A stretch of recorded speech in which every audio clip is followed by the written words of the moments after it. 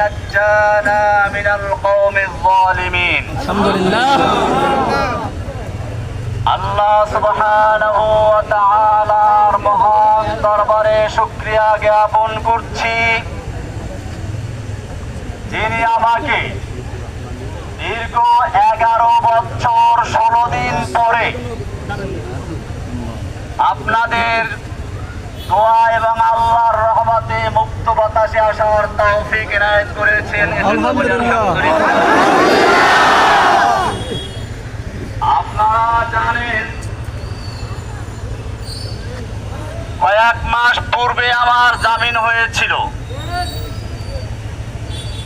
এখন আমি ভাবছি আল্লাহ সুবহানাহু ওয়া তাআলার রহমত এবং তার যে ইচ্ছা, তিনি যে বান্দাদেরকে ভালোবাসেন তাদের কল্যাণের জন্য সবকিছু করেন।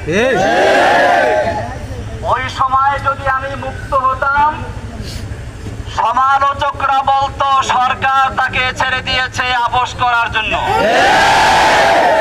বিভিন্ন রকমের সমালোচকরা সমালোচনা করত। আল্লাহ সুবহানাহু ওয়া তাআলা চাইলেন তোমাকে এই সমালোচনার বোঝা নিয়ে বের হওয়া দরকার নেই, ইজ্জতের সঙ্গে বের হও। আল্লাহ সুবহানাহু ওয়া তাআলা সেজন্য ওই জালেম শাহীকে দেশ থেকে ত্যাগ করে বের করে দিয়ে আমাদেরকে আল্লাহ রাব্বুল আলামিন ইজ্জতের সঙ্গে বের করেছেন। ভাইয়েরা আমার, আপনারা জানেন ফিরআউন তার জাতিকে বিভিন্ন দলে বিভক্ত করেছিল। কোরআনুল কারীমের সূরা কসস এর প্রথম থেকে 7 আয়াত পর্যন্ত সে বিষয়গুলো রয়েছে। আল্লাহ সুবহানাহু ওয়া তাআলা বলেন, ইন্না ফিরআউনা আলা ফিল আরদ, ফিরআউন মিশর ভূখণ্ডে সর্বে সর্বা এবং ধরাকে সরা জ্ঞান করে সবার উপরে সে স্থান করে নিয়েছিল। তার চেয়ে বড় আর কেউ নেই। ফেরাউনের সঙ্গে আমাদের দেশের ফেরাউনি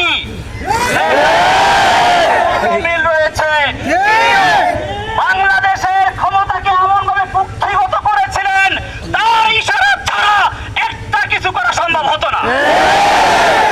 হাইকোর্ট থেকে আমাকে জামিন দিয়েছিল, শেখ হাসিনার ইঙ্গিতে আমাকে আবার পুনর্বার গ্রেফতার করে জেলে দেওয়া হয়েছিল। হাসিনা, দেখে রাখো, আজকে বাংলাদেশের তুমি নেই, কাসিমউদ্দিন রহমানী।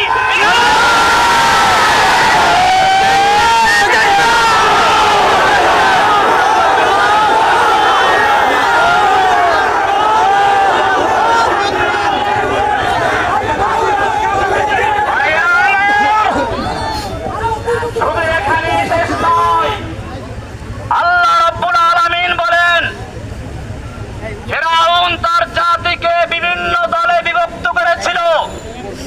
ইস্তাদঈফু তাইফাতাম মিনহুম, তাদের থেকে একটা দলকে সে দুর্বল করে রেখেছিল। ফিরআউন তার দেশের মানুষকে বিভিন্ন দলে বিভক্ত করেছিল।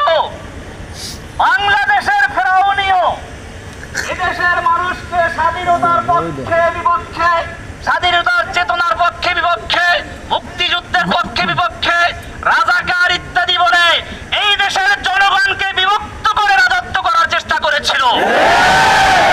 আল্লাহ রাব্বুল আলামিন তার সমস্ত চক্রান্তকে মাকড়সার চালের মতো ছিন্ন করে দিয়ে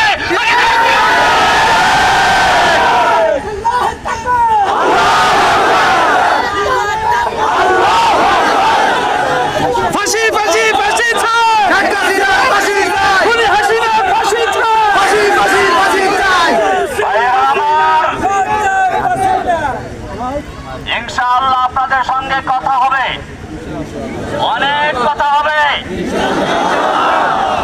আজকের এই স্বল্প পরিসরে একটা কথা বলতে চাই। আমি দীর্ঘদিন জেল থেকে বুঝেছি ইসলামের দুশমনরা দেখে না কে কোন দল করে, তারা সকলেই দেখে কে মুসলমানকে ইসলামের জন্য কথা বলে। এখন আমাদের প্রয়োজন, সবচেয়ে বেশি প্রয়োজন ঐক্যবদ্ধ হওয়া।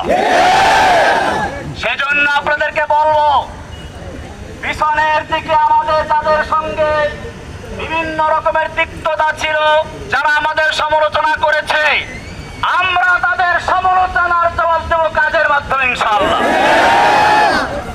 সেজন্য মনে রাখবেন, এখন থেকে আমাদের স্লোগান হচ্ছে আব হামারা এক হি কাম ইন্তেকাম ইন্তেকাম। মনে আছে মাশাআল্লাহ?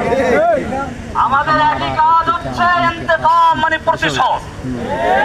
কিন্তু এই প্রতিশোধ কিভাবে শুনুন, ভালো করে শুনুন। প্রতিশোধ মানে এই নয় যেটা স্বাভাবিক অর্থে বুঝে আসে। প্রতিশোধের প্রথম কাজ হচ্ছে ক্ষমা। আল্লাহর নবী সাল্লাল্লাহু আলাইহি ওয়াসাল্লাম মক্কা বিজয়ের পরে যখন তিনি বিজয় বেশে মক্কায় দাঁড়ানো,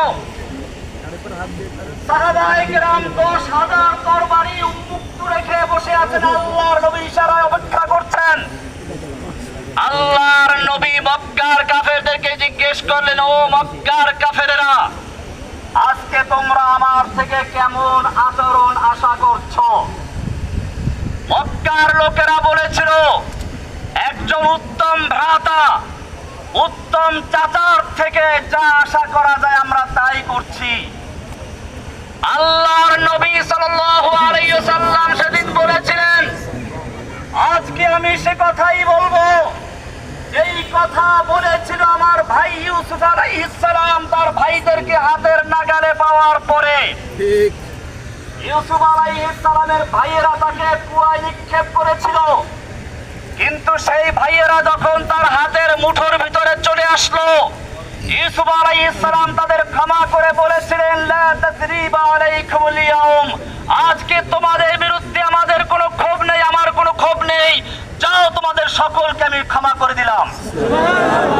আল্লাহর নবী সাল্লাল্লাহু আলাইহি ওয়াসাল্লাম মক্কার সেই বিজয় দিবসে, বিজয়ের মুহূর্তে যখন তার একটা ইশারা পেলে 10 লক্ষ তরবারি মক্কার কাফেরদেরকে কচু কাটা করে রক্তে রঞ্জিত করে ফেলতো, সেই সময় আল্লাহর নবী মক্কার কাফেরদেরকে উদ্দেশ্য করে বললেন, আজকে আমি তোমাদের সাথে সে কথাই বলছি যা ইউসুফ বলেছিলেন, যাও, লা তাসরিবা আলাইকুমুল ইয়াউম, আজকে তোমাদের বিরুদ্ধে আমার কোনো ক্ষোভ নেই, ইযহাবু আনতুমুত তুলাকা, যাও, আমি তোমাদের সকলকে সাধারণ ক্ষমা ঘোষণা করলাম। আব হামারা এক হি কাম ইন্তেকাম ইন্তেকাম। ক্ষমা। দ্বিতীয় নাম্বার, এই ক্ষমা কিন্তু সকলের জন্য প্রযোজ্য ছিল না। আল্লাহর নবী সাল্লাল্লাহু আলাইহি ওয়াসাল্লাম সেই ক্ষমার দিনেও বলেছিলেন, কয়েকজন লোকের নাম ধরে ধরে, এদের ক্ষমা নেই, এদেরকে যেখানে পাওয়া যাবে সেখানে হত্যা করা হবে।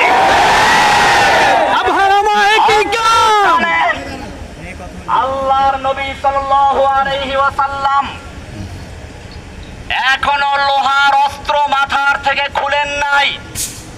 সেই সময় রাসূল সাল্লাল্লাহু আলাইহি ওয়াসাল্লামকে বলা হলো, ইন্না ইবনা খাতাল মুতাআল্লিকুন বিআস্তারিল কাবা, ওই যে ইবনে খাতাল, যাকে আপনি ক্ষমা করেন নাই, যে আপনার বিরুদ্ধে কুচ্ছারণার জন্য দুটো নর্তকী নাচাতো আর গান গাওয়াতো, সেই ইবনে খাতাল এখন বাঁচার জন্য কাবার গিলাফ ধরে ঝুলে আছে। আল্লাহর নবী সাল্লাল্লাহু আলাইহি ওয়াসাল্লাম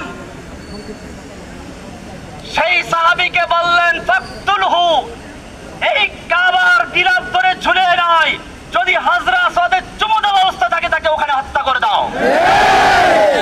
ওয়াহাশীকেও ক্ষমা করা হয় নাই।